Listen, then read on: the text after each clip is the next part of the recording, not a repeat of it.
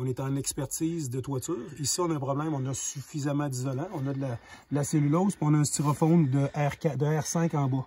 C'est une belle rénovation qui a été faite. La seule chose, c'est qu'on a une perte de vapeur, il y a de l'humidité partout. Puis si on regarde attentivement, ça sera peut-être pas facile à voir, là, mais la cellulose là, est affaissée par une surcharge d'humidité. Puis quand le givre va au plafond, puis qu'il se met à avoir un redoux, le givre retombe. Je sais pas si on va le voir. Puis le givre, là, il fait doux en ce moment. Vient tout simplement affaisser. Mais regardez bien, on a fait un test pour savoir d'où provenait le problème. Je vous l'ai dit souvent, j'ai tout simplement étendu une polythène sur la laine. On est arrivé quelques jours après. Là, on a un redoux. On avait sur la laine, je ne sais pas si on peut regarder ici, non, on ne le verra peut-être pas. Chose certaine, sur le dessous de la polythène qu'on avait étendue, on est arrivé, on avait de la rosée, on avait de l'eau et de l'humidité.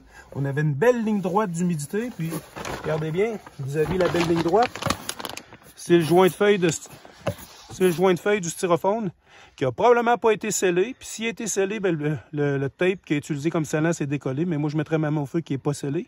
Fait qu'à ce moment-là, la perte de vapeur qui cause tous les problèmes ici, c'est tout simplement dû au fait que les joints de feuilles de styrofoam laissent passer l'humidité. Puis rappelez-vous, dans une fissure de 2 cm, seulement 2 cm, il peut passer 30 litres d'eau en période de chauffe. Imaginez-vous, en ce moment, à tous les 4 pieds, il y a une fissure à pleine longueur du bâtiment. Fait que c'est tout à fait normal ici qu'on retrouve de l'humidité puis de la givre. Puis c'est aussi normal qu'on ne trouve pas de neige qui fond ni de glaçons à l'extérieur parce qu'on n'a pas de perte de chaleur. On a tout simple, parce qu'on est autrement très très bien isolé.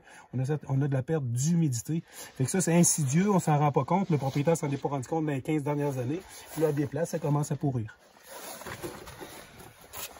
Ici, la cellulose affaissée par l'eau. Ici, la perte de vapeur.